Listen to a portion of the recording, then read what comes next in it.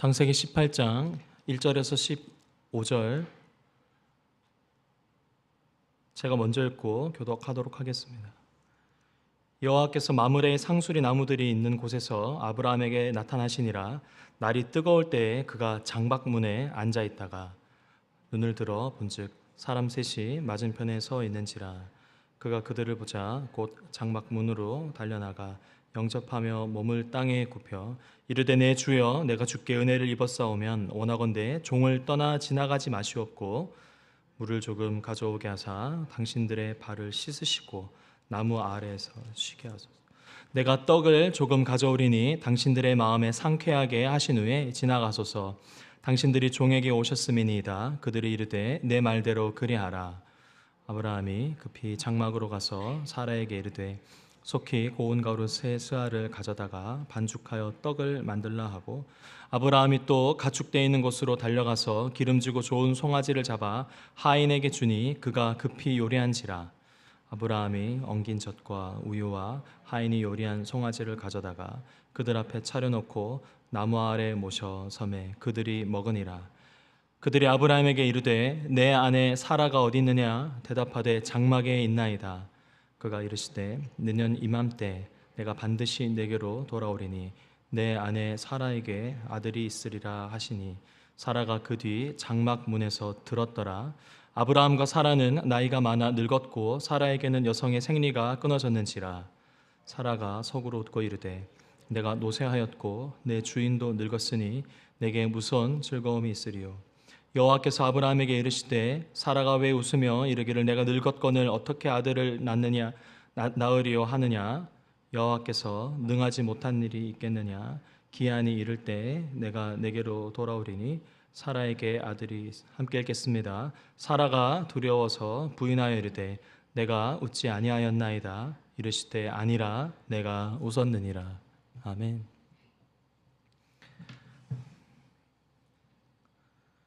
오늘 본문에 등장하는 사라처럼 우리 또한 하나님을 믿는다고 하지만 마음 깊은 곳에서는 이거는 정말 안 될 거야 라고 여길 때가 있습니다. 하루의 시작만 봐도 그럴 때가 있지 않습니까? 하나님을 향한 소망으로 하루를 시작하고 싶지만 그렇지 않은 경우가 참 많습니다. 내가 해야 할 일들의 무게와 현실에 처한 상황 속에서 한숨이 절로 나오거나 의무감에 따른 무기력이 찾아올 때가 있는데요. 또 정말 소망으로 하루를 시작했다가도 몸과 체력의 한계나 주위의 환경이 뒷받침되지 않아서 불만과 짜증으로 하루를 보낼 때도 있습니다. 오늘 본문에 등장하는 이 사라의 웃음도 우리와 같이 인간으로 살아가는 평범한 일상에서 터져나온 웃음이 아닐까 하는 생각도 들기도 합니다. 설교의 결론부터 말씀드리자면 하나님은 사라의 그 속 웃음을 정죄하는 방식이 아니라 위로와 소망의 웃음으로 바꾸시는 하나님이심을 오늘 본문을 통해서 알 수 있습니다. 하나님은 말씀으로 얼마든지 자신의 뜻을 알릴 수 있는 분이시지 않습니까? 그런데 오늘 본문 보시면 하나님은 아브라함이 있는 자리로 찾아오십니다. 그가 속한 평범한 하루의 일상 속에 오늘 1절에 또 본문도 굉장히 특이했는데 그 땡볕에서 쉬고 있는 아브라함에게 찾아오셨죠. 그리고는 무엇을 말씀하시냐면 10절입니다. 같이 10절 읽도록 하겠습니다. 시작. 그가 이르시되 내년 이맘때 내가 반드시 내게로 돌아오리니 내 아들 사라에게 아들이 있으리라 하시니 사라가 그 뒤 장막문에서 들었더라. 하나님은 99세인 아브라함과 90세 정도가 되는 사라에게 친히 아들이 있다라고 말씀하십니다. 우리가 이 대목에서 어떤 하나님을 알 수 있죠? 하나님은 능치 못함이 없는 분, 전능하신 하나님인 것을 알 수 있습니다. 그런데 이 말씀을 장막 뒤에서 듣고 있던 사라는 어땠죠? 12절 제가 읽겠습니다. 사라가 속으로 웃고 이르되 내가 노쇠하였고 내 주인도 늙었으니 내게 무슨 즐거움이 있으리요. 하나님의 말씀을 사라가 장막 뒤에서 듣고 속으로 웃었습니다. 그리고 성경은 그녀가 어떠한 이유에서 웃었는지도 상세히 밝히고 있는데요. 아주 현실적인 이유이지 않습니까? 그리고 우리 모두에게도 해당되는 이유입니다. 하나님은 그런 사라에게 12절 그녀의 속마음이 어땠는지를 아주 구체적으로 말씀하십니다. 덧붙여서 14절에 보시면 뭐라고 하시죠? 여호와께서는 능하지 못할 일이 있겠느냐라고 말씀하십니다. 어떻게 보면 사라의 불신앙이 주제가 될 수 있는 본문이기도 하지만 이 일이 우리가 살아가고 있는, 내가 살아가고 있는 일상에서 벌어진 일이라고 또 보자면 꼭 그렇지만도 않은 것 같습니다. 제가 당사자였다면 또 99세의 노인이었다고 해도 그건 정말 어려울 텐데 라는 생각을 속으로 했겠죠. 그런데 오늘 본문이 흥미로운 것은 하나님이 그런 속마음조차도 넘어가실 만도 한데 들춰내셨다는 겁니다. 심지어 웃지 않았다고 사라가 거짓말하였지만 사라를 반박하면서 아니다, 너가 웃었다라고 15절에 말씀하시지 않습니까? 저는 오늘 이 대목에서 불신앙을 허락하시지 않으시는 하나님이 아니라 오히려 참 친절하신 하나님이구나 라는 생각을 했는데요. 여러분, 아브라함이 하나님의 말씀을 그 스스로 혼자서만 온전히 신뢰한다고 해서 아들이 생기겠습니까? 생리가 끊어진 아내와의 관계를 통해서 아들을 낳는 것이 될까요? 사라의 동의가 있어야 됩니다. 사라의 속마음을 이렇게나 잘 아시는 하나님이시기 때문에 그래서 하나님은 친히 아브라함과 사라에게 찾아오신 것이죠. 하나님은 현실에 갇혀 더 이상 소망을 꿈꿀 수 없는 사라의 굳어져 버린 마음을 만지시려고 오늘 본문에 친히 찾아오신 것입니다. 생각해 보시면요, 훗날 사라가 이 사건을 떠올리면 어떤 마음으로 이 사건을 다시 떠올렸겠습니까?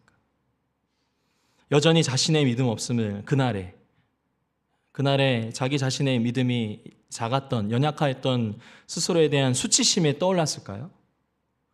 아니다, 너가 웃었다라고 들춰내었던 그 하나님을 향한 그 상황이 부끄럽고 그래서 그 말씀이 질책으로만 여겨졌을까요? 창세기 21장 5절 6절의 말씀을 제가 읽겠습니다. 아브라함이 그의 아들 이삭이 그에게 태어날 때 백세라 사라가 이르되 하나님이 나를 웃게 하시니 듣는 자가 다 나와 함께 웃으리로다. 사라는 이삭이 태어나자 웃었습니다. 그리고 하나님이 자신을 웃게 했다고 고백합니다. 파한대소할 만한 에피소드여서 이렇게 기록되었을까요? 아닙니다. 그녀의 웃음에는 이러한 고백이 담겨 있는 건 아닙니까? 하나님은 내가 믿음이 없던 그날에 내 속마음을 아시면서도 약속을 철회하지 않으시고 내게 끝내 소망을 주시려고 그러셨구나. 말씀을 마무리하면서요, 오늘 본문을 통해 우리는 장막 뒤에 있는 사라의 행동과 그녀의 속마음까지 다 아시는 하나님이심을 살펴보았습니다. 하나님은 하나님을 온전히 신뢰할 수 없는 현실적인 장애물이 무엇인지를 사라 스스로 고백하게 하셨죠. 하나님은 그런 사라에게 이삭이라는 소망을 선물로 주시고 그녀의 아픔을 친히 위로하신 분이셨습니다. 성도님들은, 여러분은 지금 무엇 때문에 하나님을 온전히 신뢰하기 힘드십니까? 어떤 수치와 아픔을 갖고 그저 의무감과 또한 무기력으로 일상을 살아가고 계십니까? 이삭이라는 소망을 주시며 사라를 위로하시는 하나님이 오늘 기도하는 이 시간 성령으로 함께 하셔서 우리의 마음을 만지시고 위로하시는 은혜가 있기를 예수님의 이름으로 축복합니다. 끝내 소망으로 말미암아 웃음과 찬양으로 하나님께 그 모든 감사의 고백을 올려드리는 저와 여러분 되시기를 예수님의 이름으로 축원합니다. 잠깐 기도하도록 하겠습니다.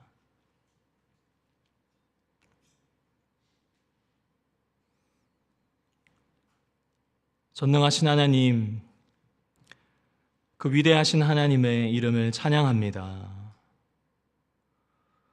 오늘도 우리의 삶의 자리로 찾아오셔서 우리의 마음을 위로하시는 그 하나님이 우리와 함께 하시는 줄 믿습니다.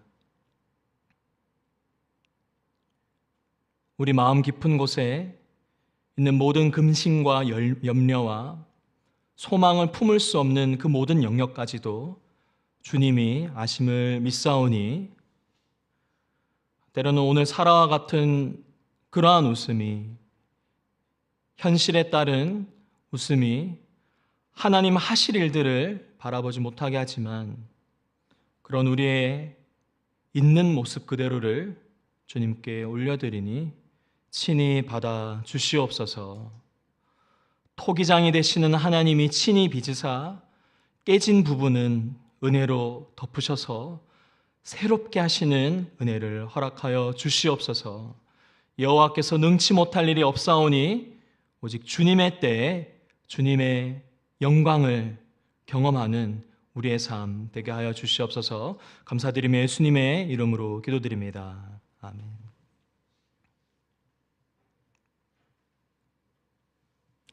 오늘 말씀을 기억하시면서 두 가지 제목으로 기도하길 원합니다. 첫 번째는 우리 자신을 위해서 기도하실 때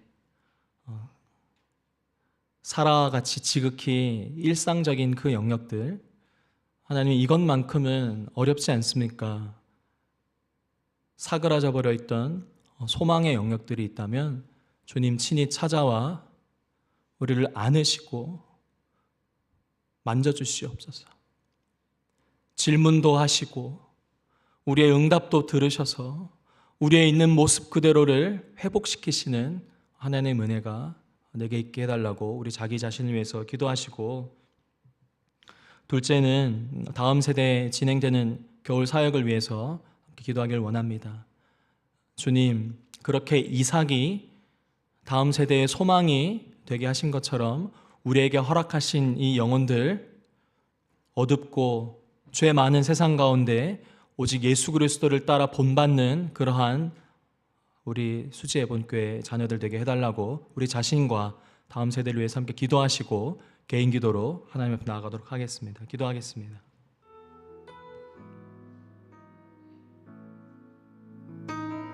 선하신 주님, 주님의 이름을 높여드립니다. 그 장막 뒤에서 일상에 쩌들어 있는 그러한 조소가 내 마음 가운데도 가득한데 그러한 제게 친히 찾아오사 무엇이 너로 하여금 나를 신뢰하지 못하게 하느냐 라고 하시는 그 주님의 음성이 이 시간 우리 모두 가운데 있기를 원합니다. 성령님 친히 찾아오셔서 사그라져가는 그 소망,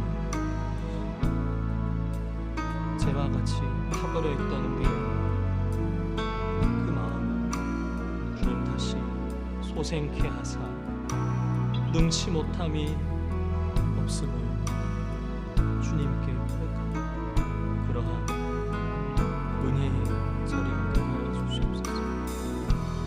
주님 친히 찾아오사 우리의 아픔을 어루만지시고 끝내 나의 이 웃음으로 말미암아 나와 함께하는 모든 자들이 있게 되리라고 하였던 그 사라에게 허락하신 은혜, 우리의 삶 가운데 수주의 분들 성도님들 가운데 있기를 소원합니다. 주님 또한 이삭을 우리에게 허락하셔서 다음 세대를 선물로 주셨는데 하나님 수주의 분께서 진행되는 모든 유치부에서부터 또 중등부에 이르는 모든 다음 세대 사역과 주님 은혜로 덮으시고 주님 그들의 깨어져 있는 마음